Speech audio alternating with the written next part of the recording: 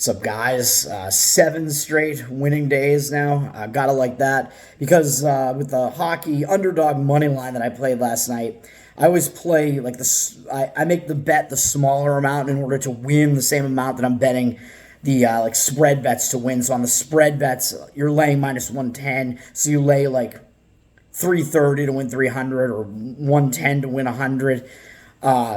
And then like for the regular bets, and then on like the underdog money line, you're playing like a smaller amount to win that same amount because it's an underdog. So you might be playing like 60 to win 100 or something to that effect, if that makes sense. Arizona Coyotes, I think it was the right play. They were in the game, even though statistically they got outplayed by a bit, but they were in that game the whole time. They were never down by more than a goal, and they took the lead with 2 straight goals in the middle of the third period. It took a 3-2 lead, and they had the lead with like, I think 3 minutes left or so, and the former Bruin, Tyler Seguin, has to hurt me yet again. The ghost of Tyler Seguin. He's still out there doing damage to my heart. That guy, he scored the tying goal, sent it into overtime, and of course, Arizona wound up losing the game in overtime. Kind of a brutal way to lose, but when it's that close the whole time, you're playing the plus 180 money line or whatever it was. Yeah, I think it was the right play to make. They were in that game. They definitely could have pulled it out. Value, I think, was there on that one, even though they got outplayed statistically a little bit. But the line had actually gone up a bit before the game started. I don't think it ever reached on the puck line, the plus 1.5 goals. I don't think that ever reached like minus 110. I think it might have been like minus 130. Whereas earlier in the day, it was like in the minus 140 something range or something like that. So probably would have played the money line anyway, even if it was like plus 190s or whatever it might have been when the game kicked off or tipped off. Or faced off. I don't know. I don't know what the hockey lingo is there.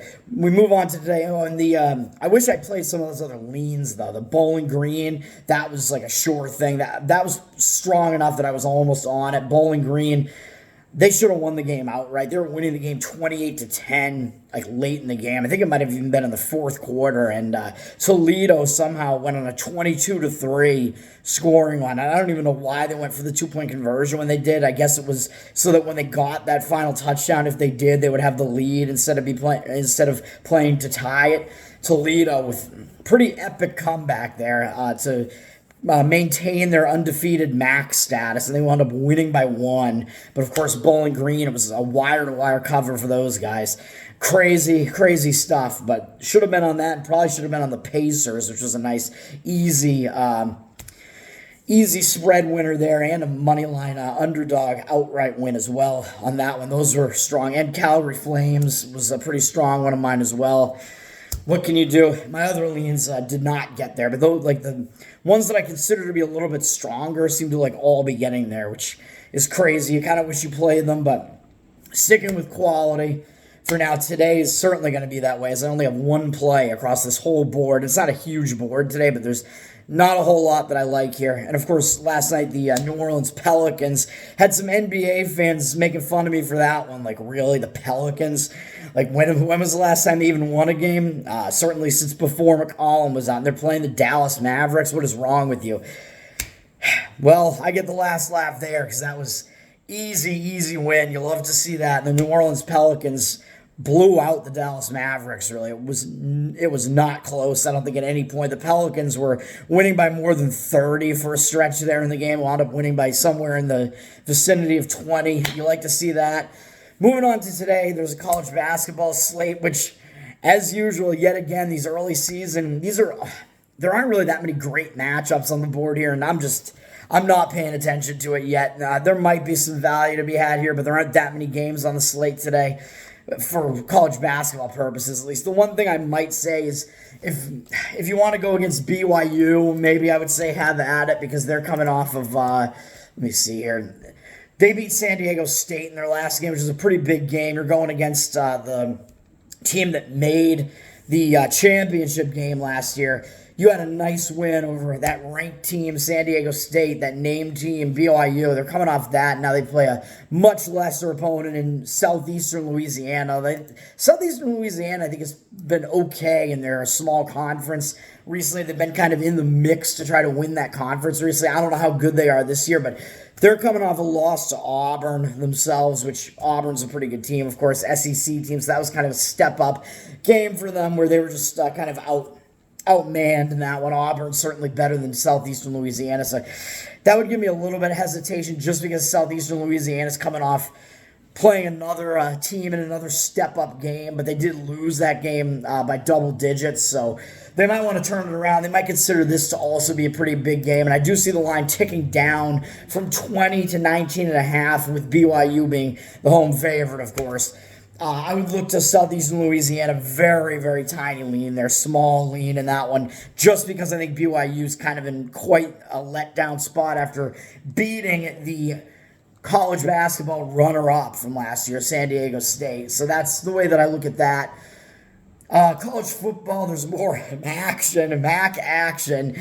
Both of these, I could do the market read. Like, I was right on all three market reads yesterday, and you could kind of do the same thing here with Buffalo is at Miami, Ohio. Miami, Ohio's sitting in a 9-point favor. They got 90% of the tickets, but only 87% of the cash. This is a situation where Miami, Ohio, they're leading the MAC East right now. They're looking to try to clinch the MAC East there so that they would get Toledo in the MAC championship game. That is certainly their goal right now, is they need to keep winning, with Ohio being the better team than Miami, Ohio, but being right behind them. And Miami, Ohio beat Ohio 2 games ago, which is a huge game for them. So I thought they might be kind of in a letdown mode against Akron after that. And they didn't play well, but they still blanked Akron because Akron is just not good. So even though they didn't score a lot in that one, so I don't know if that's going to refocus Miami, Ohio a bit with that not great performance, I guess, against Akron. They got Buffalo coming in.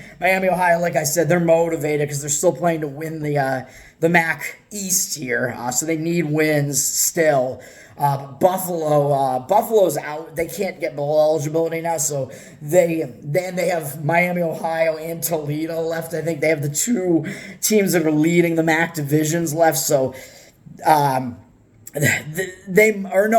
wrong. They just played Toledo and Ohio. Never mind. So they have Miami, Ohio, then they have Eastern Michigan. I'm sorry, but Buffalo. So this is kind of their last big game, but they're coming off Toledo and Ohio, so they have 3 big games in a row basically against the 3 top teams in the MAC. But it might motivate them because they really don't have much left on their schedule. This is their final game that might mean anything at all, and they get to play spoiler to Miami, Ohio if they can get this game. So there might be a little bit of motivation there just for that reason. So I don't know. Both teams have reasons to be motivated here, although the market is kind of saying that Miami, Ohio is a bit overvalued here because I think they're a little bit worse than their record indicates. Their record makes it look like they're better than Ohio, which is not the case. Ohio was certainly a substantial favorite when they played each other. So that's the way I look at that. I think really it's just a market read and value play with both teams being motivated. Probably no value to be had laying a ton of points with Miami, Ohio there. And then the other game is Ohio, the other end of that battle between Miami, Ohio, and Ohio. They're up from 8.5 to 11 as a favorite, but they have 88% of the tickets, but only 83% of the cash. So even though it looks like some money has driven Ohio up, it does look like the market has adjusted to now be kind of going against them, at least at the once the line probably crossed 10 or something like that. It looks like there might be maybe some buyback or something going on there, finally going against them. And maybe that move up on them could have even been a fake move to try to get a better number. I'm not really sure what the case is here. They're playing Central Michigan. Central Michigan is going to be motivated because both teams are going to be motivated here too. Central Michigan's sitting at 5 wins. They're the team that they have Ohio and Toledo left to end the season. So that's difficult for Central Michigan because they're sitting at 5 wins. They need one more win to get bowl eligible, and it's how are you going to do that? You have to go to Ohio. You're a huge underdog here, and then you play Toledo at home, so maybe they're eyeing that Toledo game because Toledo, at that point, Toledo's likely not going to have much to play for. I mean, they didn't have that much last night. They're still playing for maybe getting in the rankings and being undefeated and stuff, but Central Michigan needs a win to get bowl eligibility, so I think they're going to be focused. They're going to try to somehow snag a win here, and playing spoiler, like I said, would be fun for them to do at least as well. So Ohio's coming in. They need this win as well because they need to somehow get ahead of Miami, Ohio. So they're going to need Miami, Ohio to lose, and they're going to need to win. So they're motivated as well. But just like with the other game, both teams are motivated. And I think probably there's no value to be had on the home favorite, really, laying a ton of points. And it looks like the market is kind of going against them. So that's the way that I would slightly lean there, but I'm not going to I don't want to play against any of these teams where all these teams have reasons to kind of want to show up here, especially in this game. Both of these teams are going to be motivated. So that's the way that I look at those MAC games. Great slate there, the action. Hockey, there's a small slate, and I'm not going to be able to get there with any of these, I don't think. A couple of big spreads, but the game that I would eye in any way at all would be to go against Vancouver, even though the market looks like it disagrees with me. And I've had some situations where my situational disagreement with the market hasn't been the right side. I tend to lay off of those games, which I think I'm going to do here. But Vancouver is in one of those home return spots, the spots where I like to go against the team. But they've gone up from minus 145 on the money line to minus 154 as a home favorite. It looks like they have 91% of the cash, but only 64% of the tickets. So it looks like market indicators on Vancouver driving the number up on them, and with the cash percentage discrepancy. But like I said, I don't really agree with it. So I don't know what's going on there. So with Vancouver here, they're not in a good spot. Like I said, they're returning home from a road trip. So immediately I tend to want to fade that team. And there's not much that's going to put me on a team when they're returning home from a road trip. Like at best, I'm just not going to play the game. They went out to Eastern Canada and played that slew of teams there. Ottawa, Toronto, and Montreal. Won 2 out of 3. Finished with a win over Montreal. And Montreal was not in the best spot in that game, really, because Montreal was coming off the huge win over the Bruins, even though Vancouver is also playing really well this year and is another big opponent. It's one of those situations where Montreal might have run out of gas a little bit in that one, and they were coming off that huge win, so playing 2 step-up games in a row is kind of difficult to do, and then Montreal lost again yesterday, like I said, in the Calgary game, because Montreal really, I think they just had kind of nothing left in the tank there, even though that was a close game last night. But they're in not the best spot there in that game where Vancouver beat them. Vancouver's got 2 days off, but those 2 days off might disrupt maybe any momentum they had gained from that win a little bit there. They come home and they just have this 1-game homestand against the Islanders, who are a sub-500 team, but I think they might be a little bit better than the record makes them look. And then they go out on the road again for a single road game against Calgary tomorrow. So are they going to be more focused on Calgary because Calgary's a Western Conference opponent there, and I think they're in the same division, so that's a divisional game. So are they going to be more focused on that? Maybe, because I think Calgary's, even though they're not playing that well this year, they're still in their division, and the Islanders don't have a good record either. So it's possible they come back home. They have those distractions that you have when you return home, the distractions of home life. You're coming off a nice win over Montreal, who's been playing pretty well recently. You might overlook the Islanders. Like I said, it's a sub-500 team that you don't see very often. Islanders are in need of something. They're going to need to win. So it's not a good spot for Vancouver, in my opinion. They could have overlooked them. They're only at home for this 1 game, which means they might be in like a rush to get their stuff in order before they have to go to Calgary tomorrow, even though they return back home again after that. But I don't agree with the market read on this. I don't know why the market seems to be signaling against it. I would only look to go against Vancouver. Return home, doesn't look good. And then you got the Islanders. They just started a road trip, and I thought they were in a decent spot in that start of the road trip at Edmonton. It did not work out that way. Luckily, I didn't play that game, but Edmonton has turned it on a little bit in their last couple of games, and that game was closer than the final score indicated, though. The Islanders scored almost right away in that game, so they were up 1-0 out of the game. They didn't score again for the rest of the game, really, but statistically, the game definitely played a bit closer than the final indicates, and it was closer. for a while. Edmonton had a really good third period where they scored 3 goals. I think broke the tie and won the game in the end. One of them might have been an empty netter as well. So I think it was closer than the score makes it look. Yeah, it was an empty netter. Yeah, and the other 2 goals in the third period were both power play goals as well. So they had the man advantage on those. So, yeah, the Islanders didn't play quite as bad as that looks. I think there's got to be a little bit of value on the Islanders here. I'm not going to play it, but Vancouver in that return home distracted spot. The Islanders have lost a bunch of games in a row, 5 games in a row. Something's got to give here. They might step it up. They know they're playing an opponent with a really good record here. The line looks a little bit small on Vancouver, given the record disparity here. Vancouver 11-3-1 or whatever their record is, 11-3 and something. And the Islanders below 500. People are going to look and maybe think like this is kind of a short line to be laying on Vancouver. So, yeah, it looks a little bit suspicious as well, even though it looks like the market is driving it up a little bit. I would only look to go against Vancouver.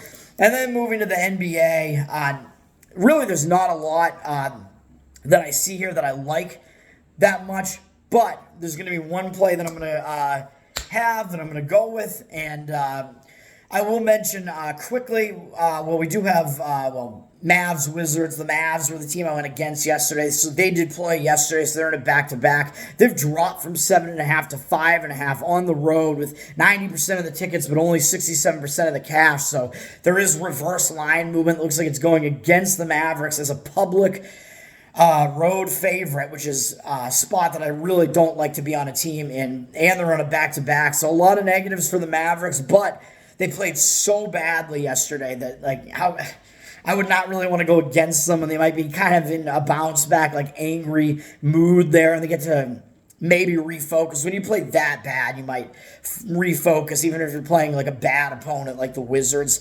So that's the way I kind of look at that one.